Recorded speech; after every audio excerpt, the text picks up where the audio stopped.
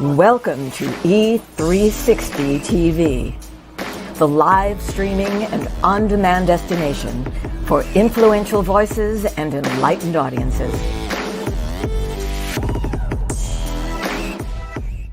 We offer trending, grassroots, and purpose-driven content across a diverse range of interests. E360 TV is more than just watching programs. We offer the ability to interact with live shows connecting audiences to real, authentic influencers and storytellers while streaming to millions of devices.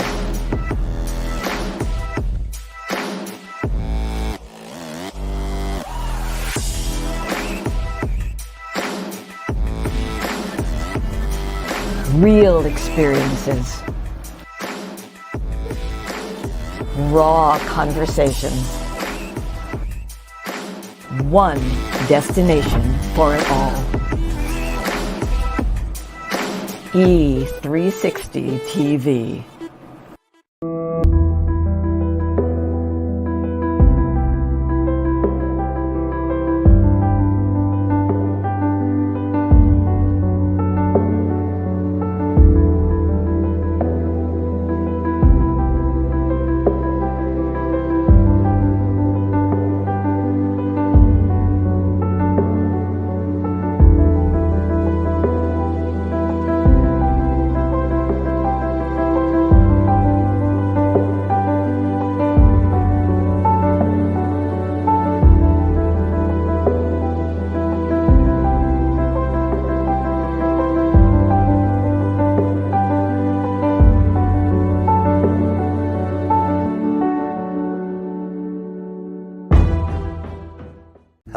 Hello. I have a question for you. Have you ever felt completely lost? You know, seeking purposeful direction that could and should propel your mission within your divine journey to that next level, but still it hasn't happened. Well, my name is Lauren Michaels Harris, and I'm the founder of P3, the Journey Series. People come to me because they're wounded. Many are scared, and even there are those who are bruised simply because they feel that they are increasingly, for whatever reason, losing their ability to dream. Now, this P3 program is not for a person who's just looking to start a business, no, but rather for those of you out there who have been on your journey and you've been navigating within your divine purpose, but you still desire to elevate to that level that you have not reached yet. If this is appealing, if this describes you, then I want to have a chat with you. I want to hear your story. So use the link below to get registered for your free seat at P3, the Journey Series. And let's get started. One story at a time. I'll see you inside. Click the link.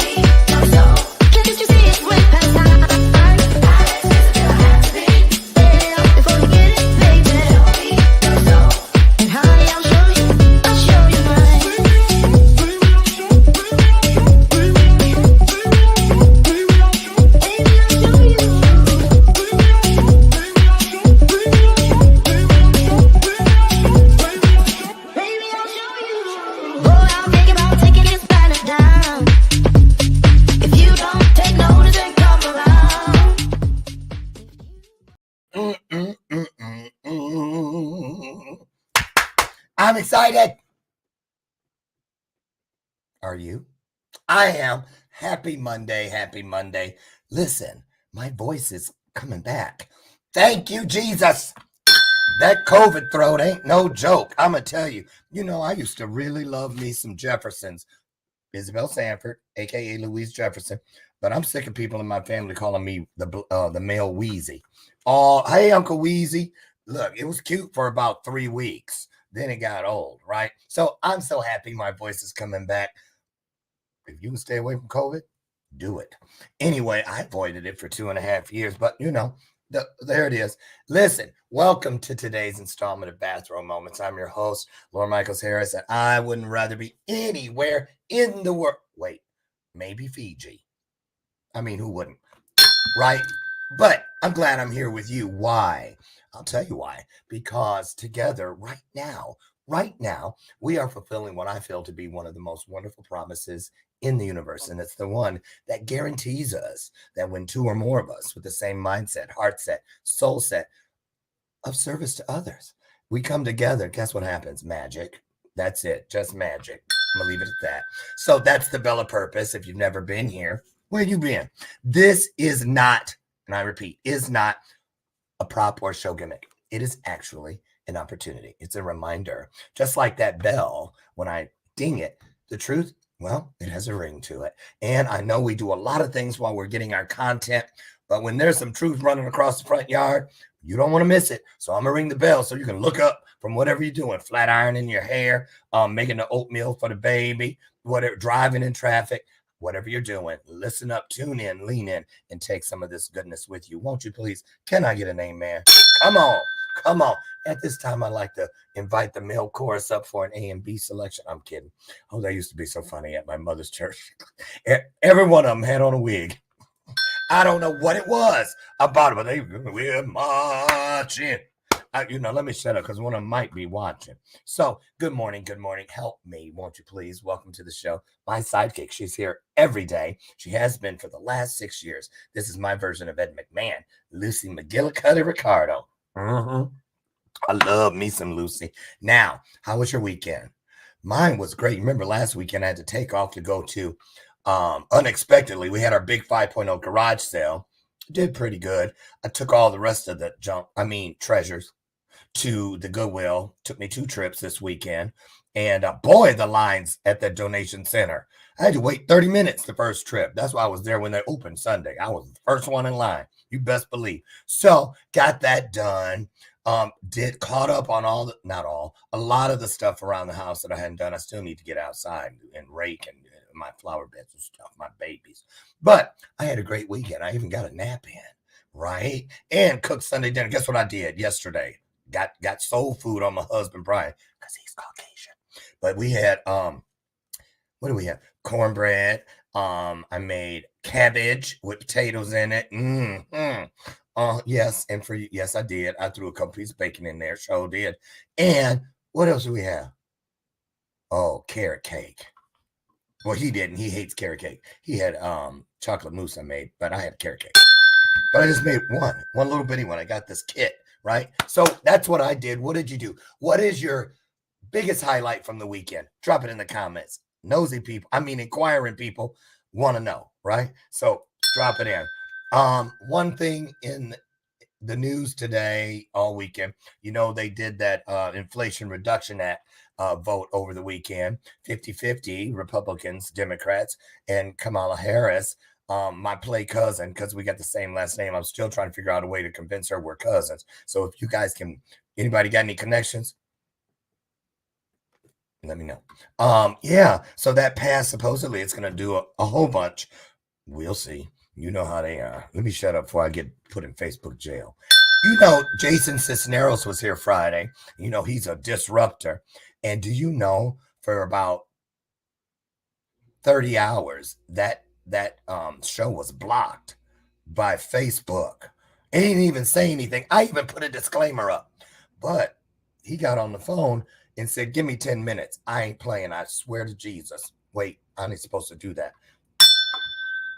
I put it on everything I love. There you go. It was unblocked right after he said, I don't know who he called, but at least I don't have to worry about a black van pulling up and down my street. Right, because Facebook don't play. Have you ever been in Facebook jail? If you have, how long and why, if you can? If you don't want to say why, just put how long in the comments. There it goes.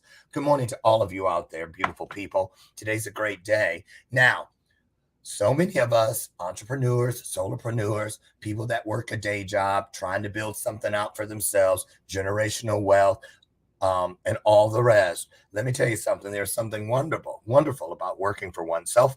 And for me, I love it. First of all, that I get paid retail instead of wholesale. When I worked for other people, I think it was about 2 hours total. McDonald's once, and then Whirlpool. Couldn't stand either one of them. Quit within 24 hours. I wasn't even at McDonald's long enough to get the free shift meal. I was like, don't I get my Big Mac? They're like, nope, you only here 2 hours. So why am I saying this? Because it's not as scary as a lot of people think to start your own business, but there are a lot of things you need to know ahead of time about when you set your goals, set your intentions, pulling the arrow back, but you got to let go of the arrow or you don't send the intention. Nobody talks about that. But this is how you learn to ascend, how to grow. And it takes outside people. You need to have outside resources, outsource, if you will, and bring in coaches, consultants, your VAs, all of your subscription services, whatever it is you're doing. Trust me, you don't run your business. Systems do. You run the systems. Took me 6 years to learn that, but thank you, Jesus. I got it now. So today's guest is in Phoenix, Arizona, where I used to live. I was stationed there. Probably 140 degrees out there today. We're going to find out. Anyway, Shasta. Don't you love that name? I meant to pull up a picture of the drink, Shasta, so y'all wouldn't get confused. Remember Shasta? What happened to it, right? Same thing with those candy bars, Zagnut. What happened to them, right? Stuff just disappeared and we don't even know it's gone. But Shasta Broadus is here. I hope I'm saying the last name. I can see you in the green room. Did I say your last name correctly? Yes or no? No, I didn't. So, dang, you could have played like I did. Anyway, she's going to correct that last name when she gets in here. There's a whole bunch about her. She's the CEO of Capital Stewardship. Now, I love that second half, stewardship, because I was just on a call Saturday, an emergency call with one of my coaching students about being a good steward. And I've never heard anyone put that inside their business name. It's usually like biblically attached to something. So we want to talk about that. She has a great motto, follow your dollars. And she uses the S like a money sign, clever. So anyway, we're going to get her in here. Like they say, all the young kids in my family, Uncle Lauren, I can show you better than I can tell you. So that's what I'm going to do. I'm going to show you. She's going to show you while we tell you. So first timer, you know what we do here. We roll out the red carpet of welcome. Put your hearts on the screen. It's our form of digital applauding. But more importantly, please, please share this out and put your heart into this illuminated conversation as we bring to the stage our dear friend, Shasta. Here she comes.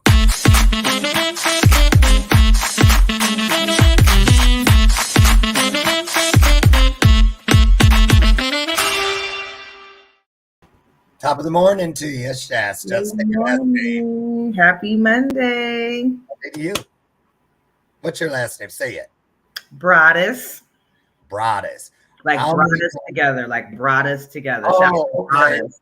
Yeah, it brought us together. How many times, guesstimation, have people gotten that right on the first time? It's not that often. Not that often. It's not that often. Do you correct them or do you just let them go? Oh no, I'm a good corrector. I'm good at correcting. Is that a giant Christmas ornament behind you? It's a lamp. I like it. What's it look like? Turned on like mosaic? Let me see. Let me see if I can turn it on. Oh, there's two of them. Yeah. They're my little lanterns. I love those. Oh, there it goes. Yeah. Oh, nice.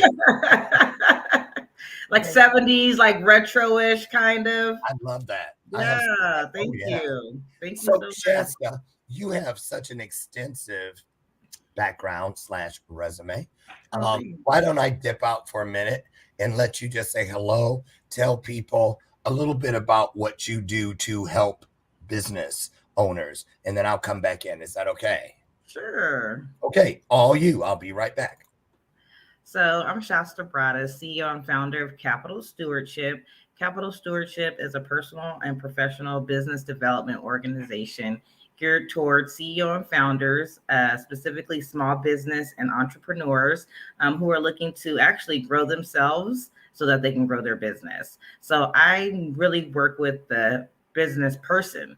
And then that actually helps with the business parts of doing business. So I'm all about, working with people, teaching people how to be better leaders so that they can have a better, stronger company culture and build better, stronger teams. So my business is essentially here to help people be better stewards of their capital by learning how to be better leaders, obviously, and have better company culture.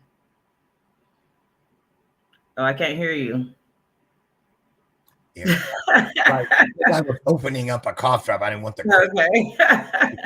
boy. Remember when COVID first came and all those Zoom meetings and everybody, you're right. Yeah, remember? Yes, I do remember. Mistakes. Listen, that last piece, company culture. So for a person like myself, I think there's probably 11 people that I have that I count on every day. I call them my family, my team. So what size organization should a person have for that to mean something? What if it's just the person themselves, just one person? Is there still a company culture, or should the mindset exist at least? Absolutely. You are the culture, right? So essentially, you have to be that person that you want emulated, so helping people understand that, you are your first person and then that rolls out into your team, into your second person, into your third person. I'm in a unique space because I am a small business owner. I've been operating my business for the last 7 years, probably showing a profit for the last 4 years. And so essentially transitioning into being a conduit for CEO and founders of small businesses that are looking to get corporate dollars. So, I'm pretty much grooming myself to be a fractional corporate trainer and also taking small business owners with me, on this journey to corporate, to get corporate dollars. You mentioned that you've been making a profit. I think you've been in business for 7 years, but only seeing a profit for the last 4. Talk about those 3 years of famine. Because it's true. Because a lot of people think that they're losers, that they're not successful, that they won't be successful if it's not like right away.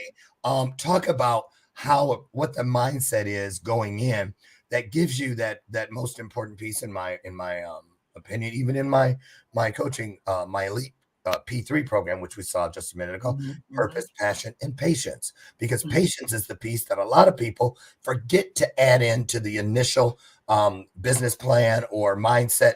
Talk about that. How did you know to keep going when everything said, girl, you ain't making shit? It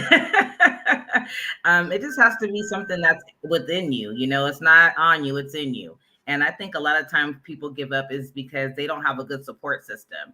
And so you really have to be 10 toes down in your initiative and in your agenda, regardless what anybody is saying. People don't understand entrepreneurs. You don't make money right off the bat. You might make a couple dollars. You get lucky, start making a couple dollars. Yeah. But you don't really start to be able to cover your expenses, until some time. And a lot of people just don't understand that. And you have to rely on people for support. And some people just don't want to support that. They're like, why don't you go get a job? And not really understanding that you're creating something from scratch, and so yes. And so no, go ahead, finish your thought. Just being able to help people understand that real entrepreneurship is about creating something from scratch, creating business models, creating different things to impact society. That's what entrepreneurship is about, and it's not something that happens overnight.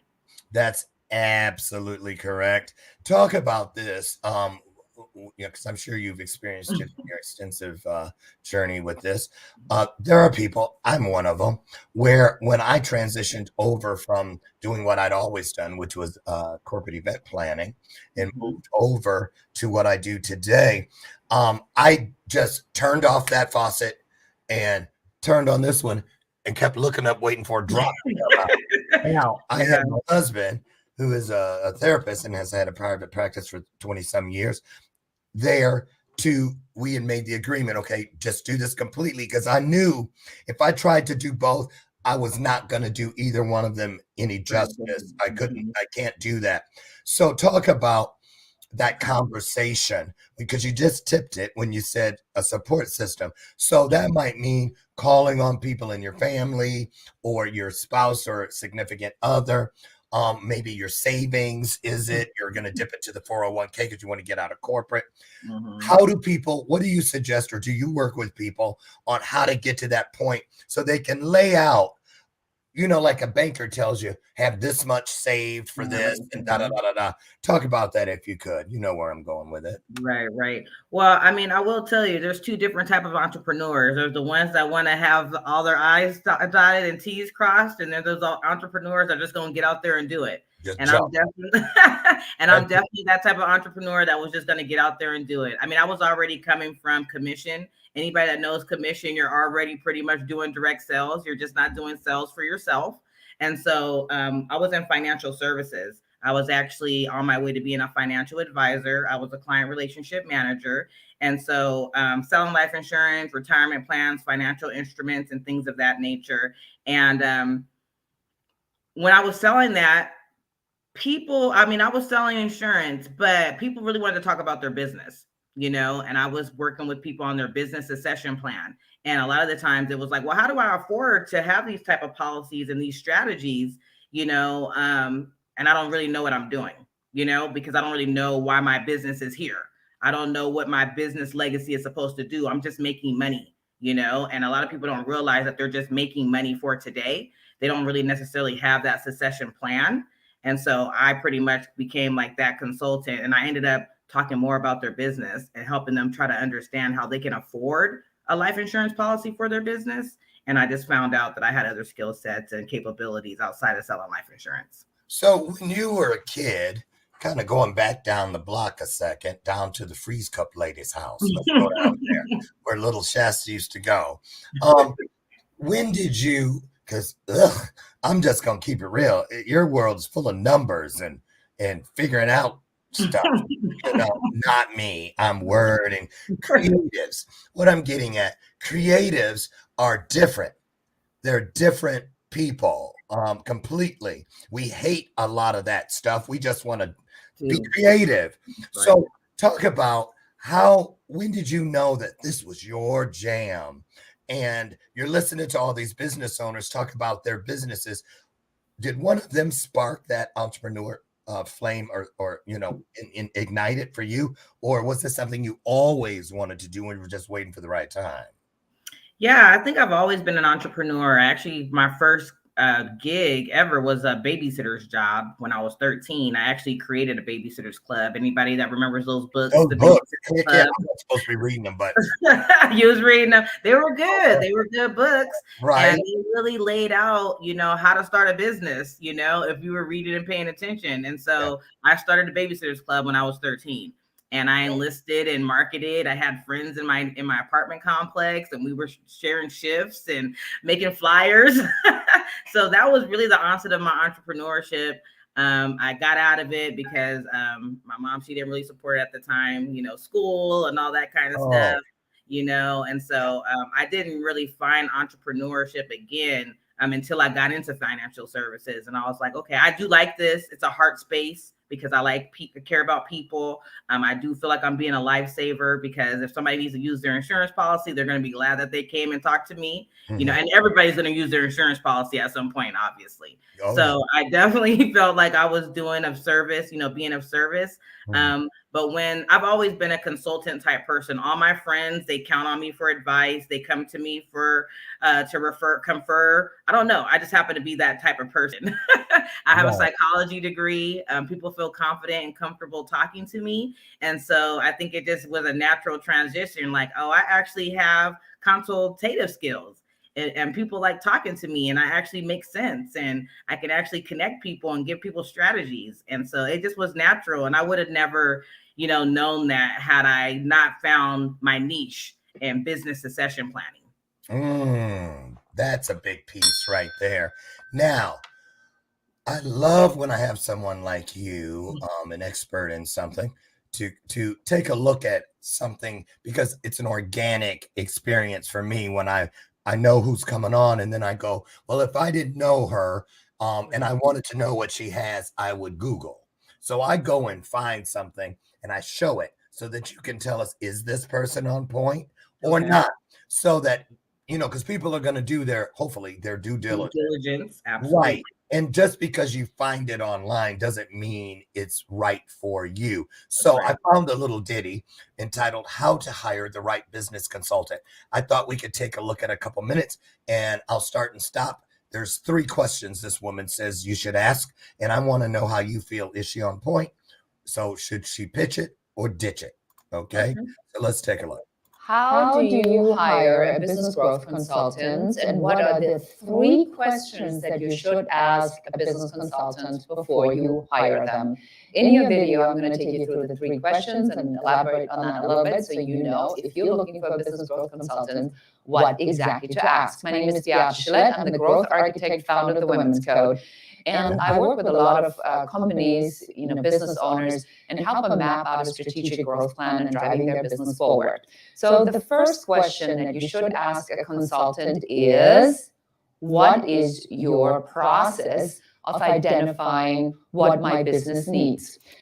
Do you agree or disagree? How come I don't hear you? There, you got to unmute. Shasta. Sorry. There. Yeah, Sorry. We're even. Yes. Yes. They should ask, what is the process? Most people do not ask. They find themselves in the process, or they find themselves trying not to be a part of the process. And that's how you find out who's a good client or not. Okay. So we just asked you that. So Shasta, what is your process? Yes, I actually have a questionnaire that I send out. So if someone's interested in learning to how I work or seeing how I may be able to help them, I do send out a questionnaire first to get a snapshot of where they're at in their business. That gives me a better idea of where we start. Is it important, Shasta?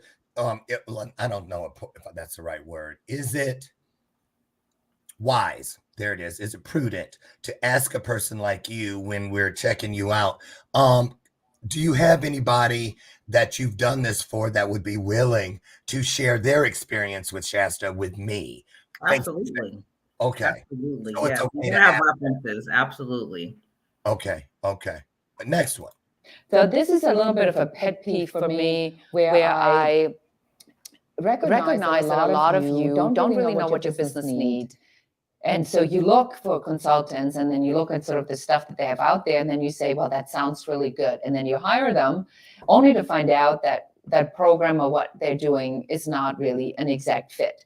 So in the intake process, there should be a learning experience, a strategy session. We call it an uncovery session in our world, that really takes you through a couple questions, and then we get on the phone.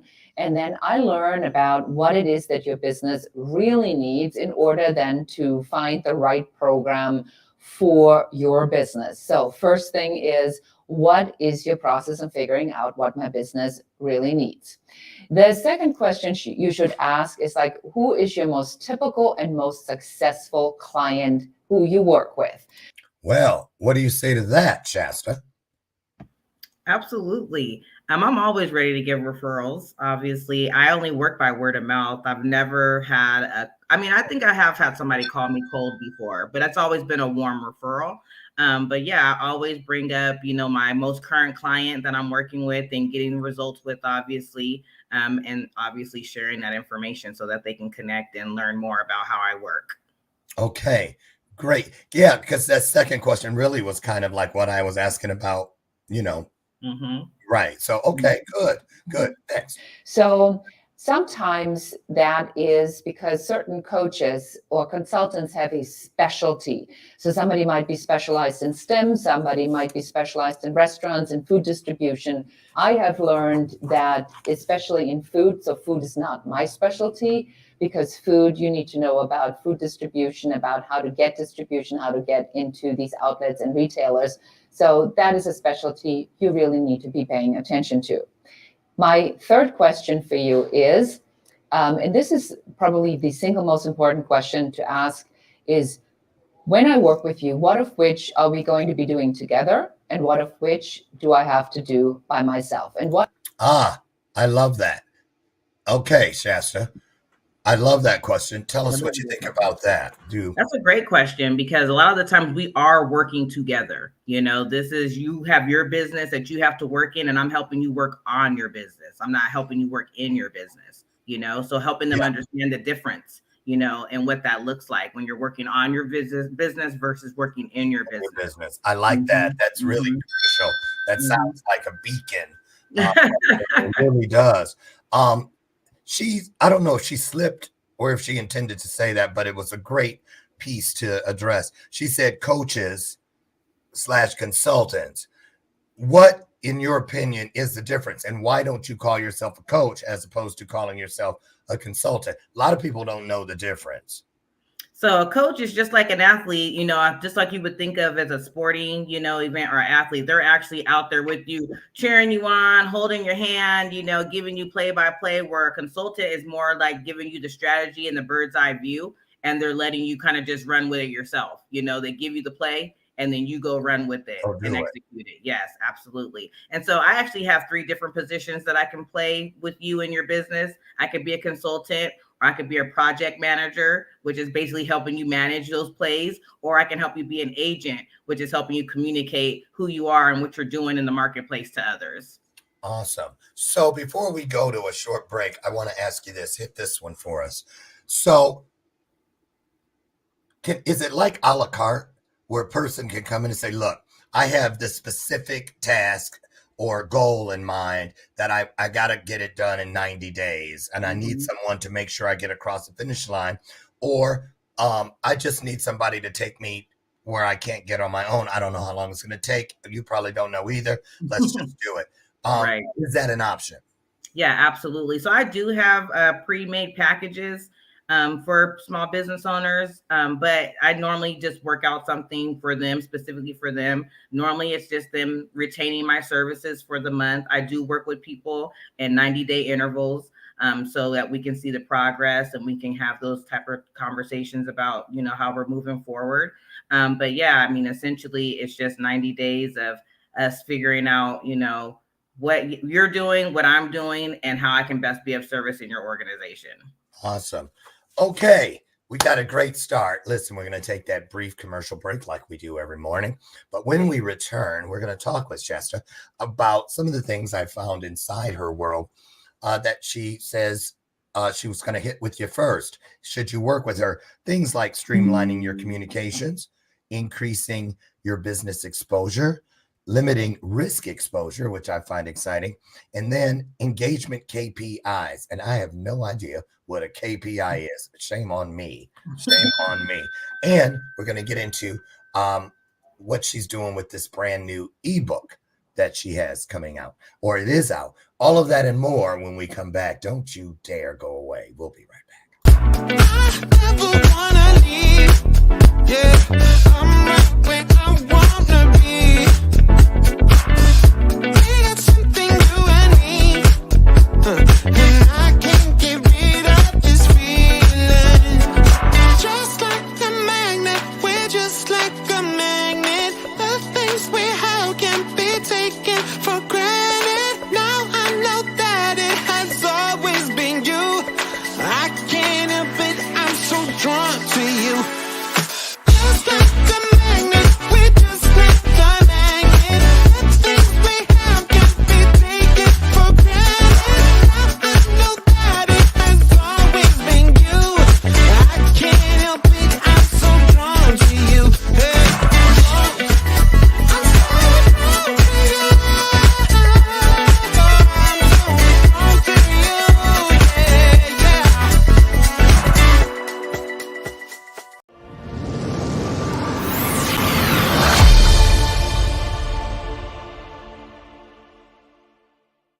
Hey, Dokie, welcome back to today's installment of Bathroom Moments. I'm your host, Lauren Michaels Harris, and I wanted to thank you for being here today and also our sponsors.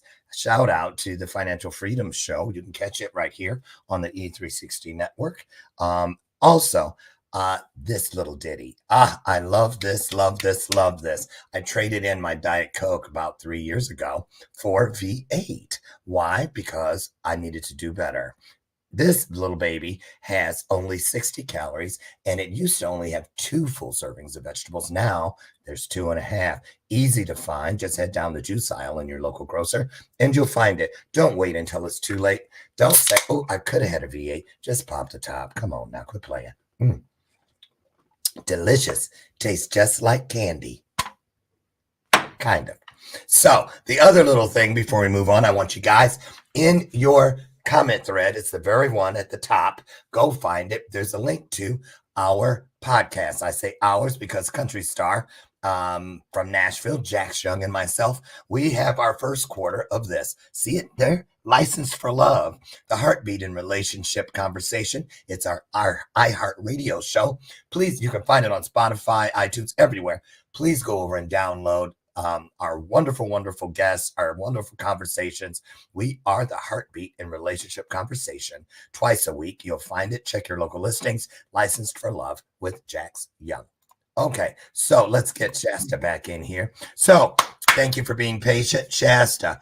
Let's see. Let's start with streamlining communications. Now, let's take it to social media because that's where most of us do our communicating. How important is it to know the language or the tone of the conversation as you move from LinkedIn to Instagram to Facebook to Pinterest even? So talk about that. What do you do to help people streamline their business communication? Yeah, so helping CEO and founders essentially learn how to show up both online and offline. You know, there's a lot of people who don't really know who they are, their authentic self, so they don't really know how to show up online authentically. That's something that I help my CEO and founders with while they're finding their groove and also being able to cultivate their following. Being able to figure out who they are and find and be themselves so that they can connect with people organically. Also, project management boards. People do communicate in lots of different areas, like you mentioned, LinkedIn, Facebook, emails. I, for one, use a project management board called Trello. Trello helps me keep all communications in one area. That way I don't have to be looking through different emails and different messaging systems for different communications, especially if you're a client of mine. We have a communication board that we basically work off of. And I help them get on that communication board for their projects and for their clients or for their employees, essentially, so that they can keep communication in one place. Okay. And I know the importance of that personally, because when I first got into this genre of work, this niche, one of my dearest friends, he was here Friday, Jason Cisneros, who got us banned for about 36 hours. Well, he did, but not intentionally. He taught me about what he refers to as MEOs, most important opportunities, to just check everything off and know what you need to hit when you need to hit it. Mm-hmm. So I get it. Now, one thing is, and when I was just doing stage speaking, keynoting, I would run across, there was this, I'm not going to use her name. You know who you are. I'm just kidding. But every place I would go, what is her message? I mean, I'd read everything about her. I'd listen to her for 45 minutes and still have no idea what this girl's message was. Talk about that, because when you say authentic self, that is synonymous with your core message. How do you help people find, and you see it all the time, I'm sure, they get out there and they don't know what their message is. How is that? Well, because they're trying to copy other people, they're trying to keep up with the latest fad, or they're trying to do what everyone else is doing, that they think could get them attention, instead of doing something that's actually more unique to them. And so for me, I'm a personal and professional business development consultant. So I'm always going to talk about things that are going to be in regards to mindset, relationships, leaderships, and it's all just going to be naturally. It might be funny. I'm good for slapstick comedy online. I might crack a joke. All right. Love You know, jokes. yeah, you might have to crack a joke, to get people to think about things, or, I do post positivity. And so I don't necessarily market myself in the way that most people are marketing themselves online I these love days. it. I take an organic approach where people get to see my personality, and that's how people important. get to connect with me. Yeah.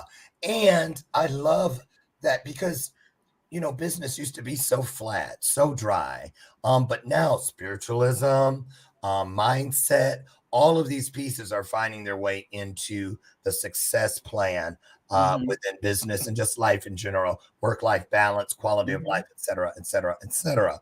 So my next point was increase business exposure. Now, almost sounds like that's synonymous with streamlining communications. So, what's the difference and how do you connect the two?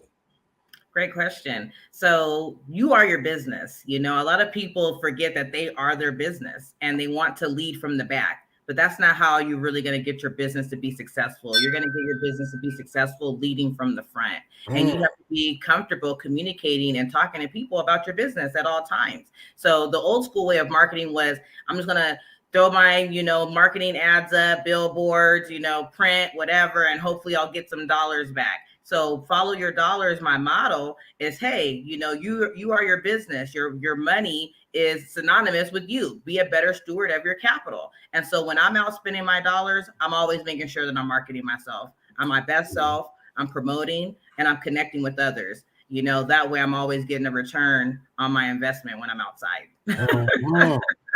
Now, this might rub some of y'all the wrong way, but we're not here to necessarily agree on everything, but we're here to agree to disagree if we need to. So I want to ask you about this. A lot of people, because I used to deal with a lot of event groupies, people who would go and spend big money, sit in the front rows, come running up at the end when anybody was selling anything, throw their credit card up there, nothing ever changed in their lives. And I found later that a lot of those people, it just happened. I was speaking about weeks ago down in Florida, and it was supposedly all these millionaires. Supposedly. And they spent big money with these people. And then a couple of them hit me up later. And then when we really got in there, they didn't have, what I'm saying? It was not that. But, it makes me scratch my head, Shasta. Why do some people feel that it's important to keep up with the Joneses? And then it's like they're taking the cereal out of their own child's mouth to put on some persona that they haven't grown into yet. What is that? Why do we feel we need to be something other than our authentic self? And why do people think that's going to magically take them to the top? Well, I blame corporate. That's why I blame corporate. That's why I'm coming for corporate, to help them with their company culture so people can feel confident to be themselves. People have to put on fake faces. They don't feel that they can be their true authentic self when they're working for other people, unfortunately. And as a business owner, transitioning, from an employee to an employer is a different type of mindset. And you have to be confident in yourself. And people like to connect with people who are authentic, genuine, and honest. And you have to find that in your entrepreneurship journey, and the going through the famine part really helps you with that, being honest and genuine and vulnerable and authentic, because you have to be real. You have to keep it real, and everybody wants to make it seem like they're doing better than what they really are, but you don't get the help you need when you're fronting, pretty much. Absolutely right. You know why? With my coaching clients, and I have an elite group of people, one of the things that I look for, because I don't take just anybody seriously, because some of them aren't ready. I know I'll tell people, well, you need some therapy before you come to coaching. Real talk. That is real. Because you are your own worst enemy. I can already tell. So let's talk about really quickly. Let's just touch on it for a second because we still got a few more pieces I want to hit. Is how do you help people stand beside or stand directly in front of those things that they don't really care about themselves, they don't like about themselves? You know what I mean? We see ourselves differently than the world does, and that's a big piece for a lot of us to get to where you help people go. Talk about that. How long does it take you on an average to see that, oh, this person really needs to move this piece that is not serving them? Let's go there. Things that do not serve people that they bring in and don't even know they drug it in the house with them. Go there if you could. You know, it's funny that you say that because it's always the turning point in the relationship when you have that first disagreement, I guess, right? Mm-hmm. That's when, you know, you're going to find out, is this person really committed, you know, to, are they committed to the process? And I've had people quit on me, but they come back. They come back, you know, they quit on me and they come back and they apologize and they'll realize, because I'm always my best, authentic, genuine self. So, you know, most of the time we're going up against people's ego.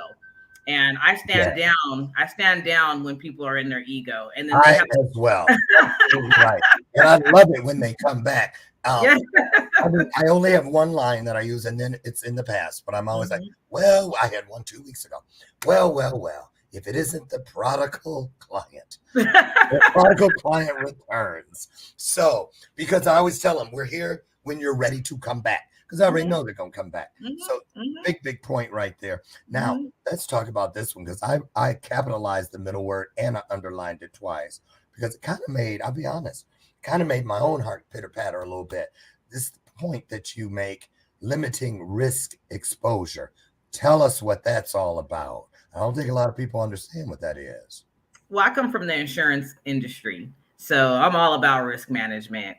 And when you're in business, what you don't know, that's basically where your risk pitfalls are. And when you're starting a business, you don't know a lot of things. You just are comfortable or passionate in doing what it is that you like to do, whether that's cooking, sewing, doing hair, you know, tinkering with computers. That doesn't translate into doing business. So when you work with a consultant, you're basically getting somebody to help you mitigate the risk of not knowing. Okay. So let's go to the fourth piece, engagement. What is KPI? Key performing indicators. Oh, see, that's you people. So give us a few examples for those of us, me included, who are not in the know of the KPI. What are key performance indicators, and how does one find them within their own world? So you have to create those for your business. Those are going to be the marks that are letting you know how you're doing with whatever task it is, that engagement piece. And so essentially with me, I'm always helping people get in front of more people and connect with more people and learning to follow up with people, really learning how to be better people, if I can say that, right? Yeah. And so essentially, you know, keeping up with what that looks like. You know, how many people do you have in the pipeline that are interested in what you're doing? How many appointments have you set? A lot of people don't realize in business, it's really about setting appointments. Yes, you want to make sales, but you need to learn how to set appointments so that you can get to other key decision makers to build out your strategic partnerships. You know, that's where you really find your lead funnels and your business. It's not going to be those one-off sales. It's going to be other business owners that have your same client that you guys refer business back and forth to. So basically helping people find and align with other business owners. With other businesses, a perfect place to bring this in. I've always had this, well, not always. Y'all remember that bag I used to have when I was in the other studio? I kept the bag. It's somewhere around here. It had like 3,000 business cards in it, Shasta. And that was when I decided to stop networking, because all it equated to was the clinking of cocktail glasses and the passing of cards that nothing ever resulted. I tried all the things, fold a card in half so you'll remember who it was. I did all that. Write a note on it, write a note. Right. And then I poured them all out on my desk one day, and I was like, I haven't brought in one penny from any of these. But look at it, for every card I took, I gave a card away. So I was like, and how much did it cost me for all those cards and did nothing? So I decided to stop networking and to begin working the net, which was be a fisher of men. Like, and so what I'm heading to is tell us about how important it is to have a virtual coffee first before you go in for the kill. Get to know people, that relationship piece that so many forget. You know, that's why I can't stand those people that just like, hi, you know, you don't know him from Adam. And they come in, how you been? This, that, and the other. And then you find out they're just trying to sell you something. Talk about the relationship platform and how important is that people take a good look at that before they start to ask for money. So that's one of the things that I really work with the CEO and founders on, because everybody's scared of sales. I don't like sales. I don't like sales. You hear lots of people say how they don't like sales. And you know, it's the fear of rejection, honestly. But when you're relationship building, you're not selling, you know, you're actually getting to know people. You're getting to know them, and you're getting to see how you can help them outside of what it is that you're actually selling, you know, and vice versa. And so I take it from selling to relationship building and learning to become a resource, because not everybody needs what you're selling, you know. So right. And, you know, and here's another thing. It's never about just one thing. So I'm not like gonna just delete someone because they don't need what I have. That's because right. Something drew me there. And so I don't think a lot of us really walk 360 degrees around an opportunity to know someone, to say, you know what, maybe I'm going to bring something to them, a client to them, or maybe my cousin's going to call up and need them. Exactly. That sort of thing. So, and that's the real networking, and that's the real networking. Exactly. Don't think it's only about you. That's right. You know, and it may be something, you were right, your instincts were on point, but we forget sometimes, Shasta, that when we manifest, we're not just manifesting for the moment. We're manifesting something that we may need 6 months from now, 6 years from now. You see? Right. So that's why golden Rolodexes are golden Rolodexes, because you kept them. You know, that's what I loved about those old Rolodexes when you had to go through there. Right. I do miss the Rolodex. Exactly. So let's talk about this. Embracing fear. And I'm going to talk about the biggest fear when it comes to someone pulling the trigger or even doing the due diligence to bring in someone like yourself. Because the moment we hear consultant, we automatically think it's out of our league and they cost big bucks. True or false? You know, all consultants have different price points, you know, depending on their expertise. You know, lots of people always ask me, you know, what type of business do I work in? And honestly, I tell them I don't work, you know, with the business. I work with the person, you know, because that's really what it's about. It's about the person. And so being able to help them understand who they are, their biases, their indoctrination, you know, because everybody's been indoctrinated to at some point. And when you're coming into entrepreneurship, that indoctrination and those biases will be there, you know, and you have to figure out how to maneuver around them. And so people, my clients more specifically, and even my business partners, they like me because I'm just honest and genuine, you know, and I help them. You know, relationships are mirrors, you know, and so when you're working with people who are authentic and genuine, it helps you show up to be your best self as well. Absolutely. You know, that's really what it comes down to. You know, you can't, there's no way for you to fall short when you're working with other people who are working just as hard and being just as authentic and genuine. Absolutely right. I agree. Let me ring that. Yes. So the next piece, setting of intentions. There's a person, let's say someone watching today says, well, you know, I like this Shasta chick. I want to talk to her about how she may be able to help me. So what is the first thing? The clip we saw, I think she referred to it as an uncovery, you know. So, and I have discovered. Oh, yeah, I have a clarity call. A clarity call. Tell us what that looks like, and then we'll get to showing everybody how they can set that up with you, should they desire. Yes. So a clarity call with me normally is the first 15 minutes to kind of get a feel for who we both are. If we do decide that, you know, we want to move forward, that's when I do send out the questionnaire. Once we do the questionnaire, I create a strategy call. Basically, that strategy call is based off the information that you provided for me with the questionnaire to give you the plan. You know, this is what I see for your business. This is what I see are your next steps, you know? And so once we go through that strategy call, they decide, oh, okay, yeah, I could do that. Or maybe I was kind of thinking that already. I'll handle it. Or you know what? I actually want you to work on it with me. And then they hire me, to help them execute the plan.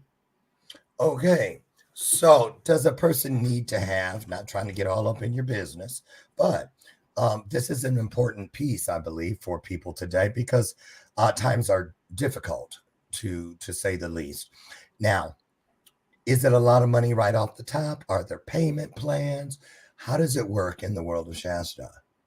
So I do charge, for my strategy call, a consultation fee. And then I roll Skin in that the game.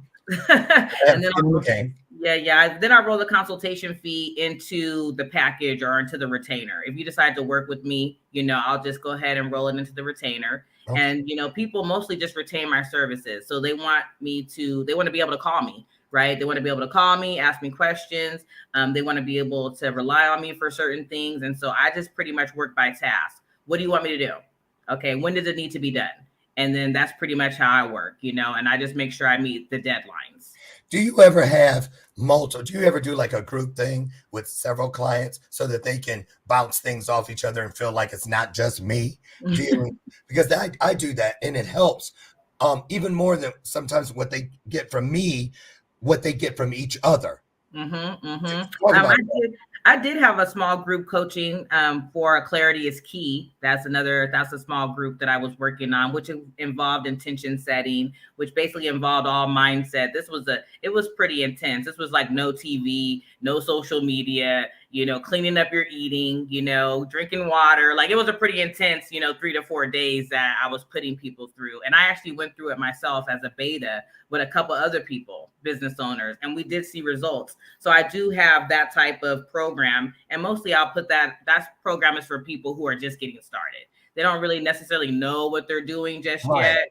They're kind of still trying to figure it out. Maybe they're still kind of all over the place. And I can't really work with you if you're in that mindset. So I'll throw you in the Clarity is Key program so that you can kind of get clear on what it is that you're looking to do and accomplish. Right. Last piece before we get out of here, removing toxic influences. And what I mean is a lot of people come and there's always that stuff we keep in the closet, a little bit hidden. I don't want her to think if she knew this about me, she wouldn't want to work, and you know what I'm saying. How important is it, in your opinion, Shasta, for people to take a look, to do a wellness check, if you will, within their world before they pull that trigger that's going to cost them money? Because, if you don't have a husband or a spouse or a wife or that is supporting you in this and the other, you could be working against yourself, and you might do better to wait until you've, swept out all the corners in your world.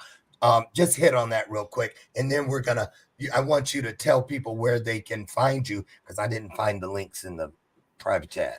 Oh, I can drop it in there. Sorry. Yeah. I didn't know you were going to tell me to drop it in. Yeah, but toxic influences, I mean, I think that's another thing too. When you really get on your entrepreneurship journey, you really do start to see who is hindering you versus who is helping you. That's really one of my things. Who's helping and who's hindering, and I ask my CEOs that all the time. And lots of times, unfortunately, it is your family and friends. And you have to, it is. And, you have to be very honest with yourself, and you have to love yourself more. You have to believe in yourself more, than letting them continue to be those toxic influences in your life. So absolutely right. Now, you guys, you see on the scroll, the ticker tape, is where you can connect with Shasta to continue this conversation, should you choose to do that. And I've just taken the liberty of dropping it inside the comment section. So at the conclusion here in a couple minutes, you can just click and go. So Shasta, what is the number? This is your Jerry Springer moment. What is the number one blessing that you get from doing this with and for others? What is it that just is, just flips your switch? The blessing is that I'm set up to help all my divine appointments. And I do feel that my business is being led through divine appointments because, like I mentioned to you, everyone that comes to work with me is through word of mouth and referral. And I do feel that those people that I'm working with, they are aligning with Capital Stewardship's mission and vision, which is to be the foremost leader in small business support and to help and to be a conduit, for personal and professional development. And so if you're not in alignment with those things, then it's not going to be a good relationship. And so my business is ran off divine appointment, and I do take those appointments very seriously. Okay. Well, you guys, there it is. Wherever you're at inside of your business or mindset of creating a business, it is nice it's prudent to get out and gather all the information. You want to be in the know before you go. Trust me.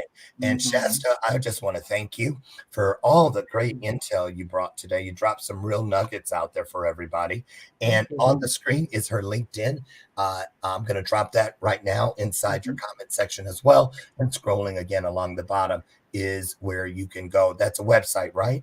Yeah, that's my ebook, 7 Steps to Avoid Relation Trips in Business. So if you click on that ebook, you can you'll get access to 7 tips that I've created to help business owners on their quest to success. That's awesome.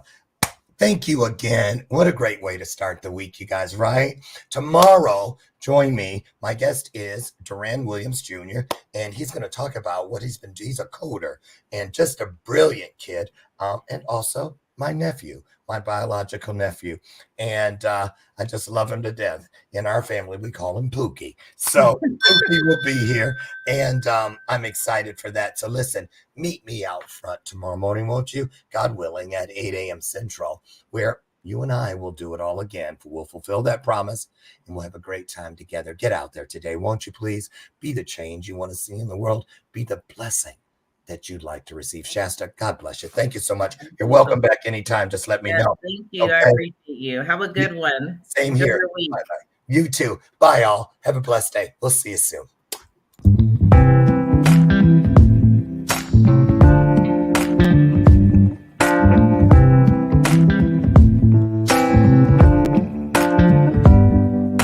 Show me your soul. Baby, I'll show you mine. Show me your soul. Honey, it's way past time. How expensive do I have to be? Need I spell it out before you get it, baby? Show me your soul. And honey, I'll show you mine. I'll show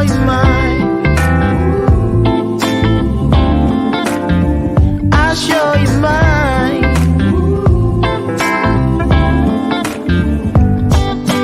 Boy, I'm standing right here holding up a sign, shamelessly displaying my state of mind.